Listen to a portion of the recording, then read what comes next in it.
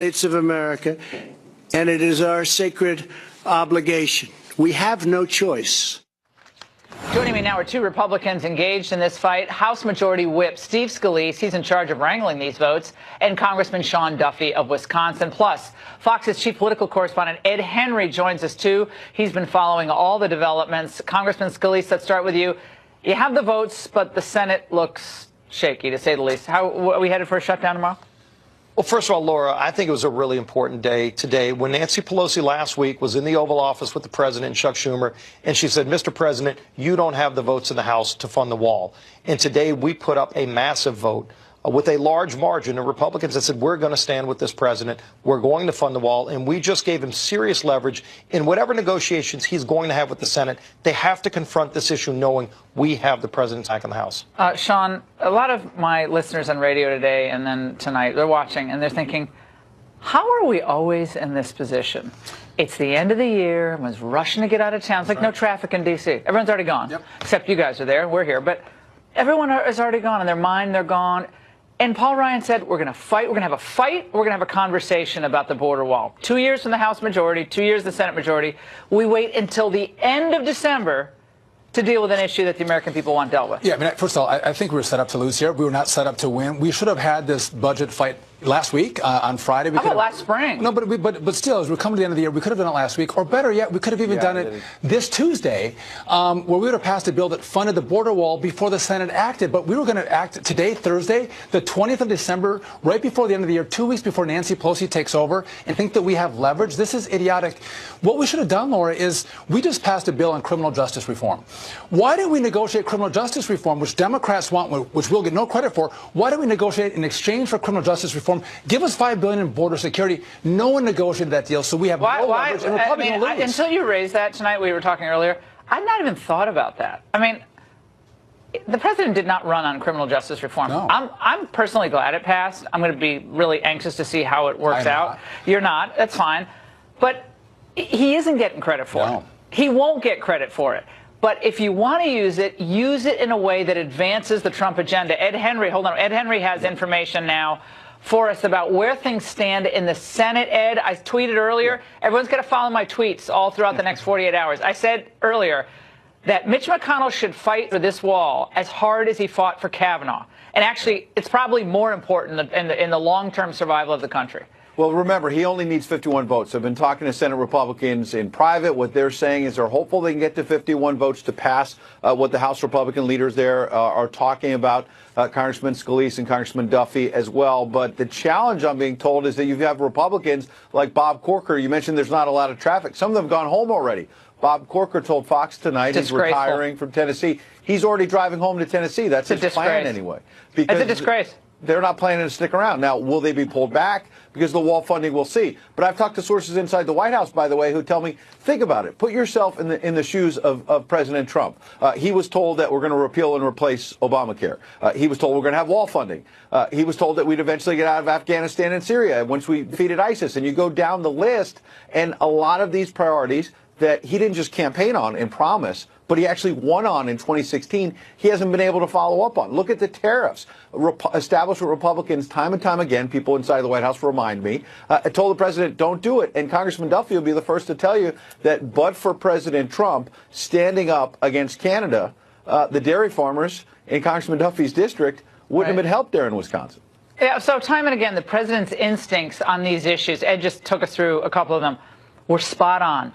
He was pulled back from his instincts by the experts. I think some of them were foreign policy experts that are now thankfully gone, or Treasury experts. His instincts on this are right. And I want to play something for everybody. You got to watch Chuck Schumer. They're playing a big game there on Capitol Hill today. This is what he said about the shutdown. Watch. President Trump is plunging the country into chaos. And he said in front of us he'd be proud to shut down the government. It is nothing to be proud of. The bottom line is simple. The Trump temper tantrum will shut down the government, but it will not get him his wall. Congressman Scalise, temper tantrum. I don't think so. I mean, he campaigned on this. He won on this. He deserves the Republicans to get behind him and also put the Democrats back on their heels. Okay, you say you're for border security, $5 billion. Yeah. That's what we're arguing about, $5 billion? Laura, this looks like another Schumer shutdown. And think about this. A few years ago, Chuck Schumer voted for a border wall. He's going to have a hard time reconciling that. If you listen to what he's saying, he's making it personal. He doesn't want Donald Trump to get money for the wall because he doesn't want Donald Trump to get a win. The American people see Donald Trump fighting for them to secure the border. It's about border security. It's been about this throughout his campaign. He won on this issue as one of the front and center issues. And so now he's actually doing it. If Chuck Schumer wants to sit there and say, we're going to have a shutdown, try to blame somebody else for it, the American people know this is about border security. You're for it or you're against it. We have people in the caravan who are known criminals. They're attacking our Border Patrol agents at the border. Let's actually stand up for them. He says, oh, we're worried about chaos. Oh, it's chaos. Spend real time, not just the photo ops they do when they go up to the Border Patrol people and try to usher in migrants across. Real chaos. The Tijuana government knows what chaos. Mexico has seen the chaos. The cartels are being enriched by all this. Chuck Schumer, chaos. That line is so tired and old. I want you to chime in here, though, because Nancy Pelosi said this earlier today, and I got you to respond.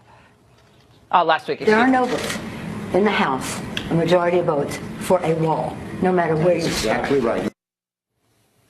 You proved her wrong. I think I just want to check the vote list. We just passed $5 billion. Yeah, you proved her wrong. Could Schumer be wrong? Steve Scalise did a great job counting the votes. You whipped it. Yeah. Could Schumer be wrong as well? He could be wrong. But Nancy Pelosi is more concerned about her votes to become the speaker as opposed to the votes to do what's right for America and secure the border. But think of this, Laura. We have agreement on all the funding, but for the $5 billion for the wall. That's the only thing that's holding up funding the government versus shutting the government down.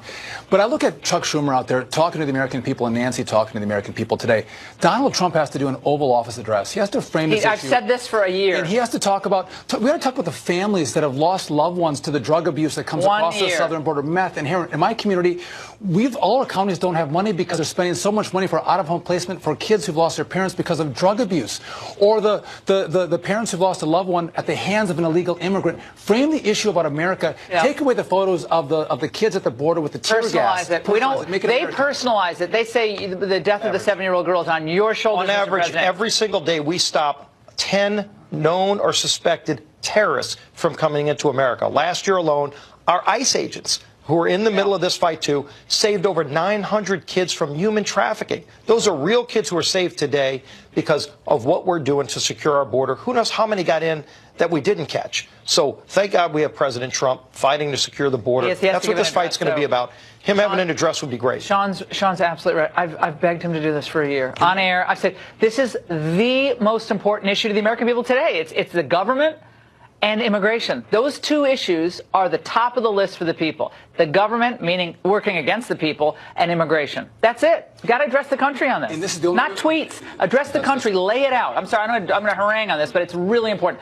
I want to get to some other big news of the day, the Mattis resignation, because by the reaction in the hours following, you would have thought that we just decided on an imprudent ground invasion into a foreign land. For instance, here was Nancy Pelosi and Chuck Schumer. Everything that indicates stability, everything that indicates strength, everything that indicates knowledge is leaving this administration. General Kelly, General Mattis, so many others. McMaster, exactly. There is chaos now in this administration. I am shaken by the resignation of General Mattis, what it means to our country, for the message it sends to our troops, and for the indication of what his view is of the commander-in-chief. Here's a message it sends to our troops. You're coming home. Okay, that's a message it sends to your troops. The days of Bush interventionism is over. That's where the president ran. And Obama went through 4 secretaries of defense. I do not remember the freak out. And I thought Pelosi and company were for pulling troops back once we actually have victory. Now they're the interventionists? I'm really confused about where they are. When the president's for something, they've been for a long time. They don't want to admit it on trade and other issues as well. I think you made a really important point a moment ago about Senator Schumer as well and pushing the chaos narrative. It's sort of like every time there's a development in the Mueller investigation, we hear the walls are closing in. This is it. And then it sort of fizzles out. Here's the bottom line, though. I don't think you can sugarcoat the fact that Mattis leaving is a big development because his letter was pretty blistering in terms of his differences with the president on Syria, for example. Here's my bigger point. Watch what Lindsey Graham is saying tonight.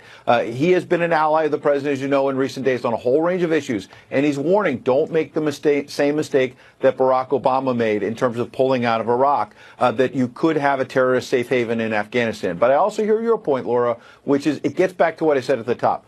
The president campaigned directly in 2016, not just on repeal and replace and trade and the tariffs, but he also said we're not the world's policeman. He was honest about that in terms of Syria and Afghanistan, which is now, by the way, the longest war ever. 17 years. We and still so have he men campaigned and and women. won on that.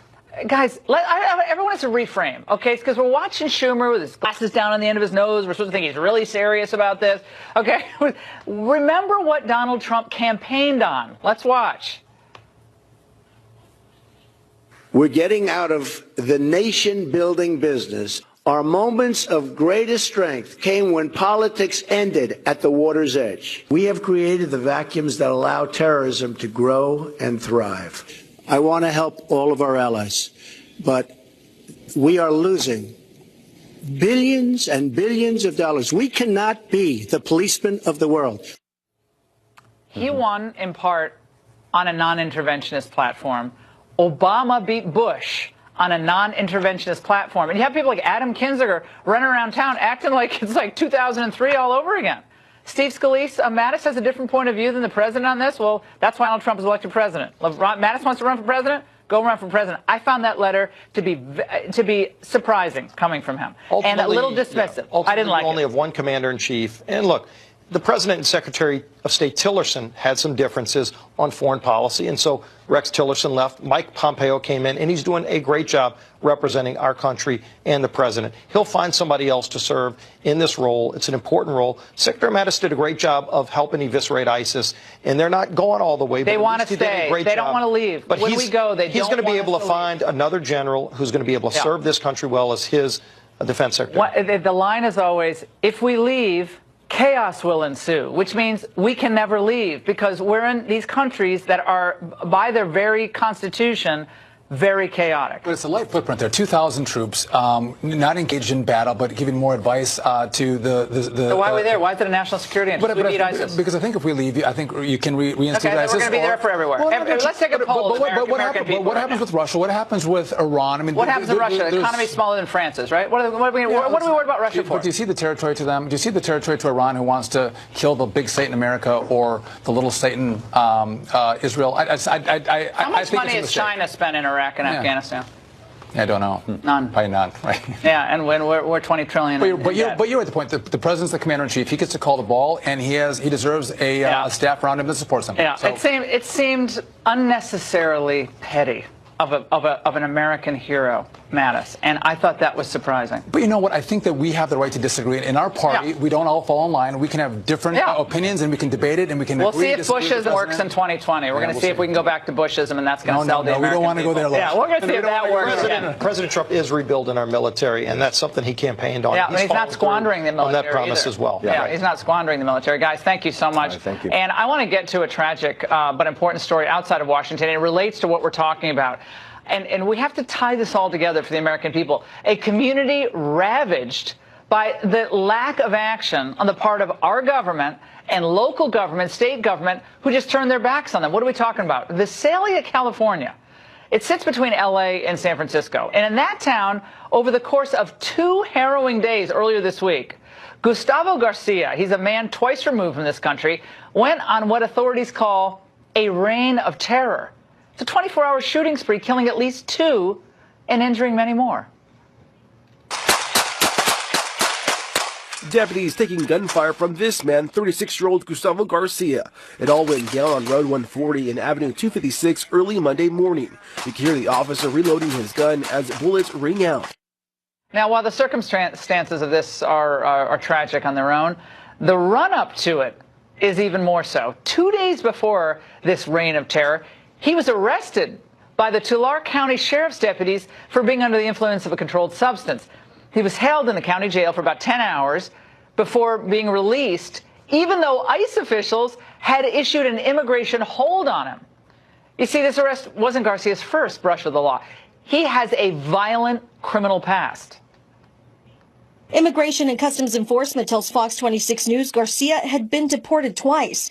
In the past, the sheriff's office could have alerted immigration because of Garcia's extensive rap sheet, which includes armed robbery more than 15 years ago.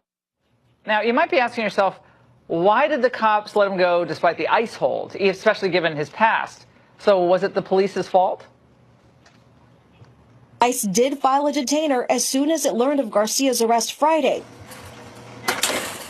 And this would be enough to keep him in custody in other states. But Sheriff Boudreau says his office no longer recognizes those detainers, and it can't reach out to ICE for misdemeanor crimes. Tulare County Sheriff Mike Boudreau said before SB 54, which is the sanctuary state bill, Gustavo Garcia would have been turned over to ICE officials. That's how we've always done it. After SB 54, though, we no longer have the power to do that. We should note the Tulare County Board of Supervisors voted to adopt a resolution opposing California's sanctuary state law in May of this year. And even though it's kind of symbolic, it does show a citizenry standing up for common sense. Joining me now is the Tulare County Sheriff Mike Boudreau. Sheriff, I know our viewers across the country are watching this and they're shaking their heads going, how can this happen in the United States of America, where we emote morning, noon, and night about the tragic circumstances of people who are trying to come into the country? And I get it, they're tragic circumstances. It's tough.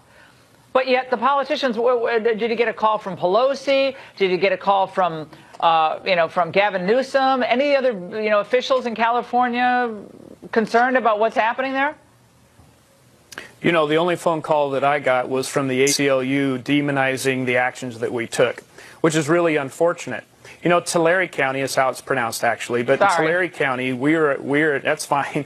We're an agricultural community. We produce multi-billion dollars worth of agriculture that's sent all over the world. And we have a large undocumented community. But we also have a large group of people who don't commit these types of crimes on a daily basis. I think what our focus is on is the criminal element that ends up in my jail, that I no longer have the tools to reach out to ICE, my counterpart, my law enforcement partners, and I'm no longer able to recognize the detainer through the sanctuary state law, as well as the Ninth Court Circuit indicating that the detainers don't meet due process. So because of those two combined efforts, we no longer can telephone ICE and even ask the question, why is this detainer placed, nor can we recognize the detainer itself. And I think hold on, Sheriff, hold on. Can you give a heads up to ICE?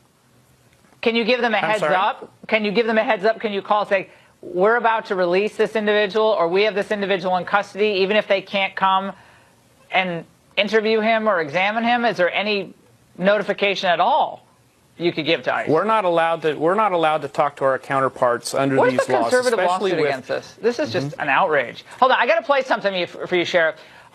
This was Nancy Pelosi's claim about what sanctuary policies actually accomplish. Watch.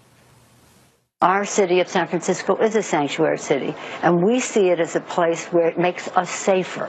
It makes us safer because people can go to school, they can get driver's license, they can be witnesses against other violence that they see in the community. Is your community feeling safer tonight?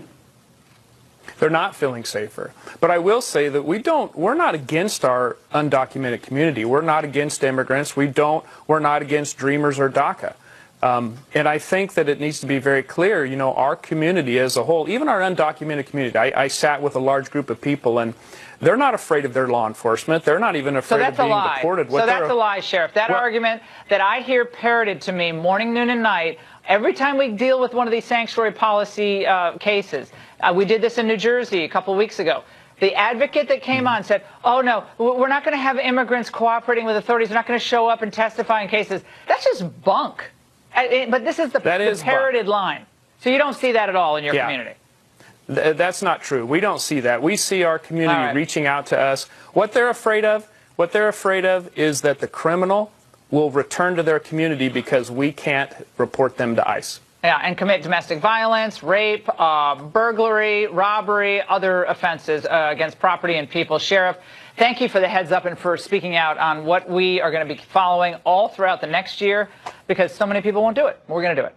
All right, coming up, when our leaders fail, Americans begin to take action into their own hands in a good way. An Air Force veteran and triple amputee is finding his own way to pay for the border wall. Lincoln, you're home here. Now, this really is a story about America's quintessential can-do attitude. Whether their leaders fail them, our citizens take matters into their own hands. Enter Brian Colfax. He's a triple amputee Air Force vet who started a GoFundMe page for the wall, the wall that the politicians don't want to fund.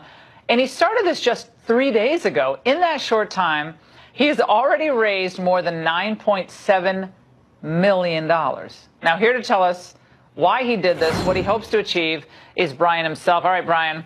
Now, the critics will say that this is just a publicity stunt. It's not going to even make a dent in the total cost, which would be at least around $20 billion.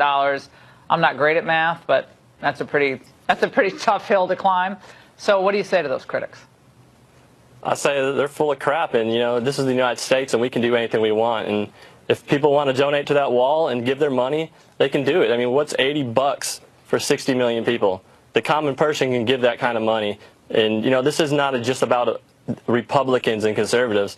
There's an outpouring of Democrats that are messaging me and giving to this wall fund. It's from both sides of the aisle, but you don't hear the liberal media saying that. This is America coming together. They want the wall, and they're putting their money where their mouth is, and they're funding it.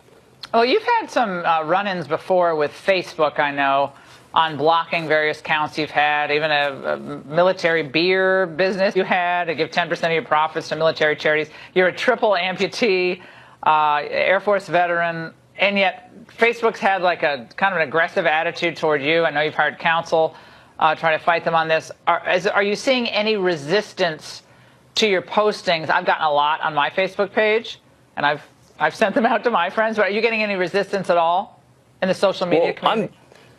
I'm not allowed on Facebook anymore. My company, Military Grade Coffee Company, was outright banned, and Facebook executives told me I'm not allowed to use it. And they threatened my wife to delete her account if they catch me on Facebook. So I don't use Facebook anymore. I've gone to Twitter, and that's where people can find me. And it's ridiculous the way that these companies treat people. And Americans are just pissed off. They're pissed off in general, and they're mad with the way politics and politicians are handling things, and big tech, and it's a lot of problems that are bubbling up right now, and it's just a culmination of things, and Americans are just not happy. Now, why the wall? Why is this an issue for you? Well, I mean, the wall is an important thing for me. I mean, I feel it's near and dear to my heart, and it was a promise that was made to Americans, and this is a very important part of our nation, our country. We need security. We are a nation of laws. We need to enforce these laws. We can't have people coming across our border who are unchecked that we don't know who they are. I mean, we could have another terrorist attack tomorrow. It doesn't take many people to stage an attack. We need to know who's coming across that border, and we need to keep it in check. And this, like I said, this wall's in our Constitution. We need to have the wall, and Americans want the wall. What do you mean the wall's in our Constitution? Where in the Constitution? Well, I mean, it's part of our nation. It's part of our laws. I mean, you're talking about our sovereignty, our sovereignty. Yeah, sovereignty. Right? We're a nation of laws. The wall itself is not in the Constitution. Trump wall is not in the Constitution. Yeah, but I get what your point is. He made the promise, and if that wall doesn't get built, it's hard to see Trump winning in 2020. I know people don't like hearing that, but if this wall doesn't get built, I think it's going to demoralize a lot of people. We're going to have more problems. You got to get the thing built, but.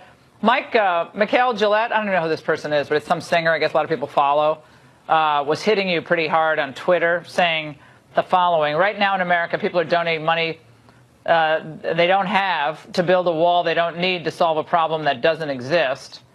And I guess the band Airborne Toxic Effect, basically saying you're bad at math because it would take, till 2086, you're racist, bad at math. I mean, there's no real substantive argument against why a wall may or may not work, but I'm sure you're going to get a lot of that. Oh, I mean, that's just the liberal tactics and the liberal media. They're going to come out and attack me. They're going to come out and attack my family. And it's just, they can go ahead and do what they want, but we're not stopping. We're going to keep on pushing through. If, no matter what Congress does, if, they pass this through, we're not stopping. We're going to keep pushing this through. We're going to see what Senate does. We're going to see how this plays out. And Americans aren't happy, and they're going to keep giving to this GoFundMe, and we're going to keep pushing it.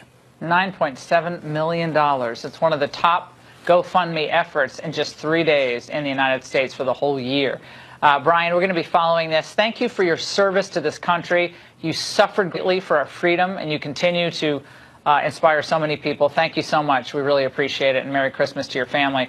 And now on to some troubling revelations inside a Florida court. Documents filed yesterday show us this. The publication BuzzFeed was sued after they published the bogus dossier on President Trump. But they won in court. But that's not actually the interesting part of the story. Inside the filing were revelations about certain Republicans that will shock a lot of you. First, a longtime associate of the late Republican Arizona Senator John McCain, initially provided a copy of that infamous Steele dossier to BuzzFeed in the first place. And second, a Paul Ryan aide and Congressman Adam Kinzinger were given an early look at the dossier before others even became aware of it. Here now is Peter Schweizer, president of the Government Accountability Institute. So, Peter, why does this not surprise me?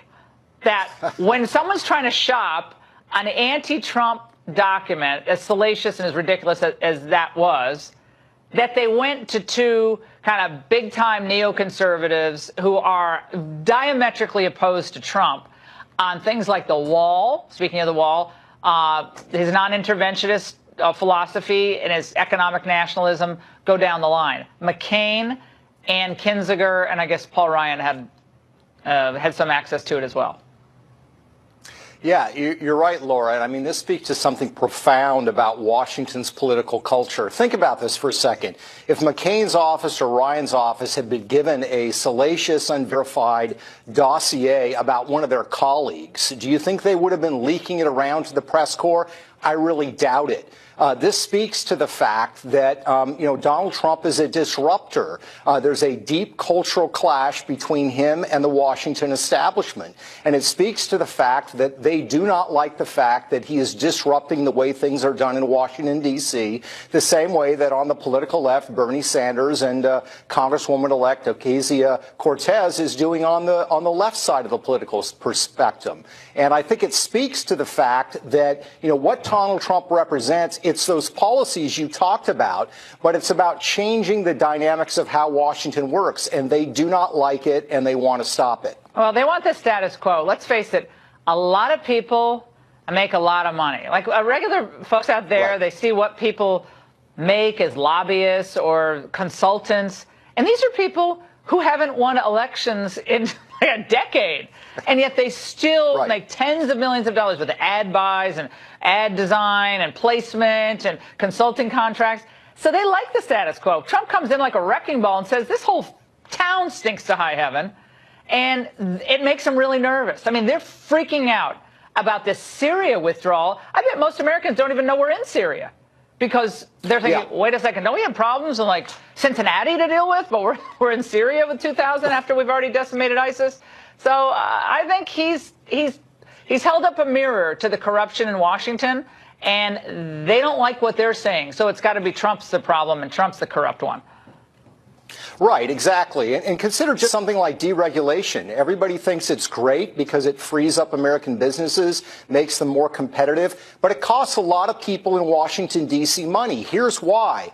The reason regulations, whether it's environmental or financial, are so complicated and complex is they're designed that way because you've got an entire industry in Washington, D.C. that's interpreting rules and laws that nobody else understands. Well, if you come in and say, you know what, we're getting rid of, these thousands of pages of regulations, now suddenly that's a huge revenue stream for Washington consultants that's gone. That's just one of the ways in which the swamp is being changed in Washington, D.C. So what I say to people is, agree with Trump on certain policies or not, there's no disputing the fact that he is a disruptor. And, we love disruptors in Silicon Valley. We like them in the entertainment business. I think it's good to have them in American politics, too, because it's become calcified. It's the wealthiest city in the United States today is Washington, D.C. That's a huge problem. It's a problem when when there are as many cranes. We always talk about the measure of the corruption are the number of cranes in any given neighborhood in Washington, D.C. It is wild. But yeah, they like the status quo. Keep the money spending, even if we don't have it. Peter Schweizer, have a great holiday, a Merry Christmas, and all that jazz. We'll see you in the new year. And up next, this is a fun one. Okay, what were the worst media moments of 2018? Ooh, will I make any of those? I hope not. Governor Mike Huckabee and Howie Kurtz take us through the video and the most embarrassing moment. All right, 2018 is coming to a close. Can you believe it? So we thought, what better time than to highlight a few of the media lowlights from the past year. And our friends at Grabian helped us out here, too. My old producer, Tom Elliott, does a great job there. Here with me now to take us through the tape, former Arkansas Governor Mike Huckabee, host of Media Buzz, also right here on Fox News, Howie Kurtz. All right, gents, I want to first start with the media's once warm embrace of a man who is now not on the top of the invite list. Let's watch. Stormy Daniels' lawyer, Michael Avenatti, joins us live now. Joining me now is Stormy Daniels' attorney, Michael Avenatti. Michael Avenatti is with us now. Michael Avenatti joins us now. And joining me now from Los Angeles is Michael Avenatti.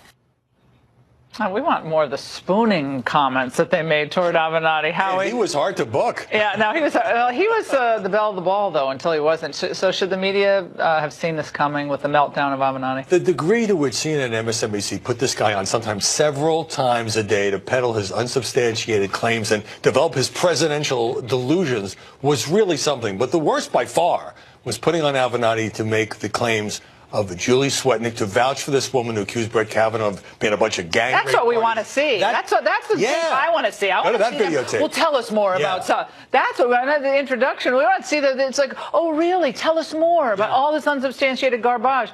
That should go down as one of the biggest black eyes of this media over the last 12 months. Without disgusting. And we're going to go to the next one now?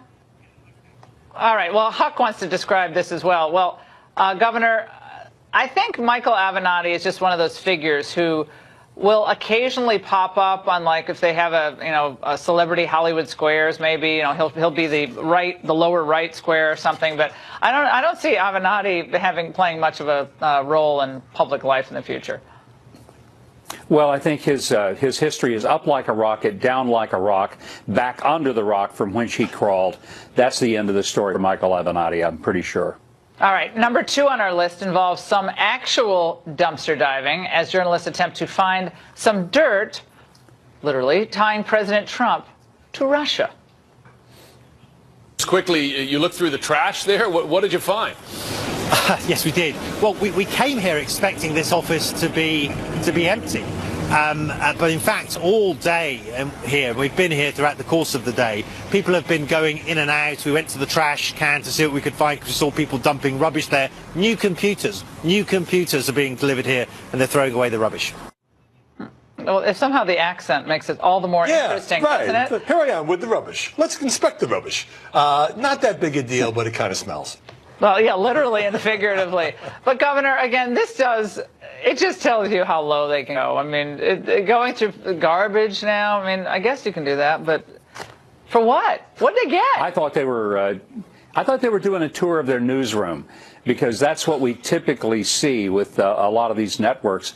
I mean, anything, and that does show that if you're willing to go through people's trash, hoping to get something negative on conservatives, you're pretty desperate. And this is a media that's pretty desperate. There's no doubt about it. That was hilarious. What's the rating for the media now? Like, their approval rating? So usually it hovers around 20% or something. Whether people respect them, or maybe up to 30, but basically. Oh, it's up to 30 now. Wow, that's actually pretty good. No, I don't see that. This is not my rating. I'm telling you how it shows up. Gov. What do you? Hey, Governor, we got to do like Google search. Raymond finds is it really 30%? I just got to tell you, Howie, the flu is more popular than the media right now. Well, it is on the downward spiral, and some of these examples show why people don't trust the press. All right, let's move on to number 3, where some CNN hosts did their best to test the limits of the FCC. It's the craziest I ever heard. Whole countries. Whole country. These countries are holes. I couldn't give about them. I've definitely been. You slopers and slant eyes. Called you a wetback. They didn't say the I N-word. can't tell me you're offended when I say. Yeah, that's a lot. Did you wear out the beeper there? I don't even know how you do those edits on that stuff. Governor, let's start with you. The swear fest, I mean, I guess it's people are more authentic, living their truth. I love that phrase. We're living our truth by. I didn't like it when our previous guest, who was a war hero and triple amputee, I mean, I adore him. I don't like it when people use P-I-S-S-E-D on air. I know that sounds like old-fashioned, but I know we all swear. I mean, maybe not Governor, we all swear, but we kind of want to not on TV as much if we can possibly not. Well, I don't know if you know this or not, but they quit serving sandwiches in the CNN cafeteria, and now they just sell soap for the people to eat that because they've gotten so potty-mouthed over there. So it's a steady diet. What are the rules? Every brand of soap. Yeah. In one interview, CNN anchor Fareed Zakaria called Trump a BSer, using the full word, 4 different times. It just goes to show that when you're talking about Donald Trump, the standards go out the window. There's a complete double standard. You can get down and dirty and curse all you want because somehow that's okay. I mean, it insults the audience. Yeah, we have anchors on other networks just saying, oh, he's a racist, he's a racist. I mean, just like he's a racist, he's a liar, he's a racist, he's a liar. He's a blanking racist. Right, he's a blanking racist. But, I mean, it's just... It shows you, both Governor and Howie, it shows you, and I hate the phrase Trump derangement syndrome has become such a cliche, but it's something has burrowed deep into the psyche of people that they're not even able to have friendships with people with whom they disagree, the tolerance set. And this, you see this in media figures, people who I've been friends with in other media outlets for years, not all of them. But I used to like Don Lemon. Don Lemon used to come on my radio show. Mm-hmm. We were joking earlier that I used to have people like Frank Rich on my radio, John Kerry. Mm-hmm. Like, we can disagree, but no, they're so... it's burrowed in anger and resentment and upsetment. And, you can't even fraternize. You can't even have a conversation. Like, you're a horrible, awful, rotten person if you ever said anything nice about Donald Trump. And it's oozing out of their pores, which is very strange. All right, the last one on our list is someone I just mentioned, CNN's Don Lemon, describing the biggest terror threat facing our country right now. We have to stop demonizing people and realize the biggest terror threat in this country is white men, most of them radicalized up to the right. And we have to start doing something about them. There is no travel ban on them. There is no ban on, they have the Muslim ban. There is no white guy ban. So what do we do about that? Governor Huckabee, you are what do we do? One of those aforementioned white men. So. Yeah, I'm guilty as charged. I am an American white man, and I don't know what Don Lemon's going to do. What is he going to do? Deport me? To where? I'm an American-born citizen. What is he going to do? Arrest me? For what? I think differently than him. This is America. This is really the height of it. But I got to tell you, Laura, it's not just what he says. It's that tone where he's attempting so diligently to sound authoritative that I found beyond amusing. And these guys who sit and they pontificate night after night with such a tone of seriousness as if they are personally saving this great republic. Oh, yeah, but they're very pained. I'm pained to have to say this. Yes. I regret having to say this. All right, Howie, before we go, remember this ad from CNN. This is a whole bunch of bananas. Somewhere buried within it is an apple. Some people might try to tell you that there's no point in looking for it. But there's only one way to know what's been covered up. You start digging.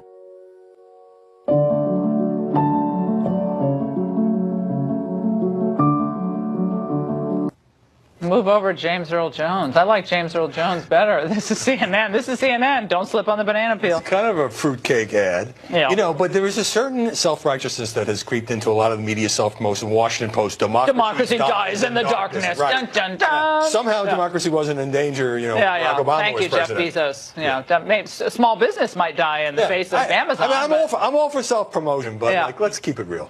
Well, still to come, both of you, thank you so much. A message from Rush Limbaugh on my last radio show today. Plus, the Christmas police is back. That's next. The Christmas police are back and coming for your mail.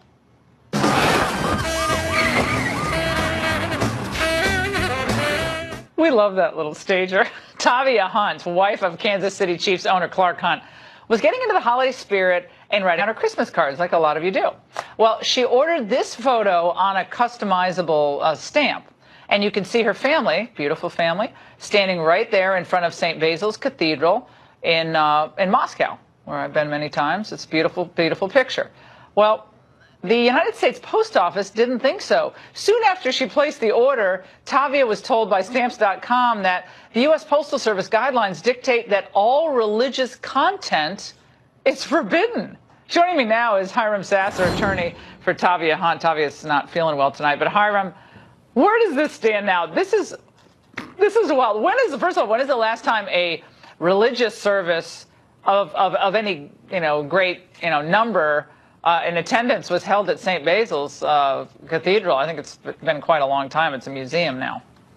Yeah, it certainly has been a long time, but that's the problem with these postal regulations, is that they're so broad in prohibiting anything religious at all that they would encompass something such as just a cathedral in the background, even if it's not even being used as a cathedral anymore. But what I don't understand is under what constitutional norm or statutory norm are they operating? This is not establishing a state religion, even by the most amorphous, squishiest of tests, most ambiguous of tests that the Supreme Court established. It's not, I mean, it seems like it falls squarely within one's free expression rights under the First Amendment. So I don't get it. Like you can probably, they show a picture of someone at Hooters and that's okay, but you can't be with a little, cathedral in the background. I don't even understand the argument.